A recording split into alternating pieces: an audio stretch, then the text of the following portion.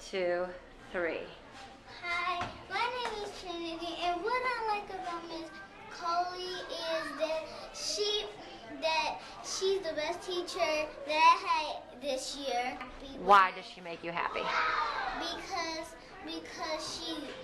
when people feel sad, she gives them a hug. If she was in any clubs or sports, which ones do you think she would have been in? Maybe a chemistry club. I think she loves science, so or maybe like an environmental club or anything, something like that. Community service, like helping cleaning up and stuff like that. She inspires me by pushing me more to do more work, and she even inspires me by giving me like a good job or like just giving me like a compliment, telling me I'm. Welcome to Chicago and Northwest Indiana. My name is Amir, and my favorite part of being in Indiana is the wonderful people that I get to encounter while living here. You inspire me with his voice, with his skills, and the way he do it for you. But he's a very good teacher, and I want to be like him someday. And what do you think Miss Thomas was like when she was a student? I think she was like crazy.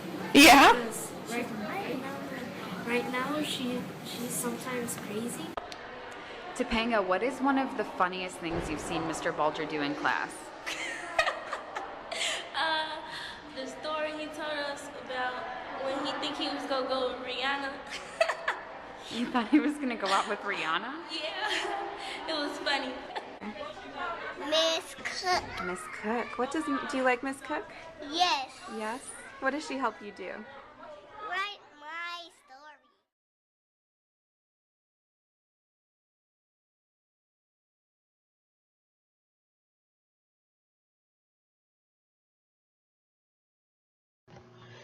Well, first off, as a person of color who grew up in Chicago and went to a Chicago public school, I've experienced educational inequity firsthand.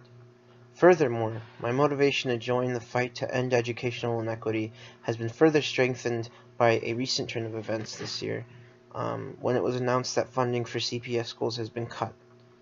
My brother, who's currently attending a Chicago public school, said that his school might even start later next year just because of the funding cuts. He's a hard worker, and it fills me with rage to see that something that's completely out of his control could potentially hinder his academic career. And, well, through Teach for America, I want to help students like myself and my younger brother to claim what's rightfully theirs. Hi, my name is Anna, and I want to fight for educational equity because I'm from Brooklyn, New York, which has become pretty notorious for gentrification. So I've had access to really great public education, but I've also been exposed to the reality that not everyone has that access due to residential segregation, among a whole bunch of other factors. Also, I've spent my summers doing theater and comedy with kids all over the borough, and I really believe in the power of creative outlets to fight all kinds of oppression. And lastly, as a sociology major, I was getting pretty sick of just writing papers about inequality, and I'm really excited to finally be taking action. I joined the fight to end educational inequity so that all my students can find their passions and be able to pursue them without inhibition. My goal is to not only prepare them for brighter futures, but also to inspire these students to come together as informed citizens and unite against the oppressive institutions that have invaded our communities. I joined to foster positive engagement and to help create a better future for everyone. I want to join the fight to end educational inequity because I believe that students' educational success should not be limited by their socioeconomic background. Instead, students should be provided with similar educational opportunities. Educational equity can be achieved through the collective efforts of students, parents, teachers, schools, and the community. We all know that Teach for America believes in placing highly qualified professionals around the country in schools. They are in desperate need of good teachers to help them succeed in today's world. We all know that a lot of the urban schools are predominantly students of color, low income, and they need us to help them succeed. Well, I believe that I'm not highly qualified. I do believe that Teach for America will prepare me to become that. to be the best teacher I can be and to ensure that I provide the best education possible that these students deserve and need. Thanks. I chose to join Teach for America because of my experience in the CPS system, kindergarten through 12th grade. I went to a magnet elementary school and then a selective enrollment high school, and I was keenly aware that while I was receiving pretty much the best that the city had to offer in terms of public education, that I was very much in the minority. And seeing some of the other neighborhood schools and those students' experiences made me believe that our education system was doing more to perpetuate inequality than it was to combat it.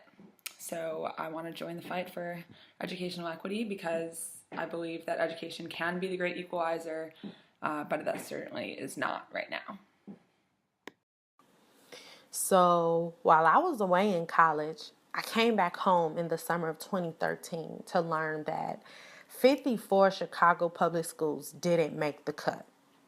And I was even more saddened to hear that my very own school I became a graduate of in June 2006 was a part of that cut. William H. King Elementary School, located at 740 South Campbell Avenue in Chicago, Illinois, located on the west side. Now, when I Google my old school, I see the words permanently closed. According to schoolscut.org, 93% of the students that attended were considered low income. 77% of the students that attended were African American students. I think to myself and say, I am, or I could have been the 93%. I am, or I could have been the 77%. Another reason would be Linda Grayer. You may ask me, who is that? She's my aunt, my guardian, my shero, and she has dedicated 33 and a half years to teaching special education students in a low-income community school, tending to, of course, majority African Americans. So you may ask me why, and surely I can tell you.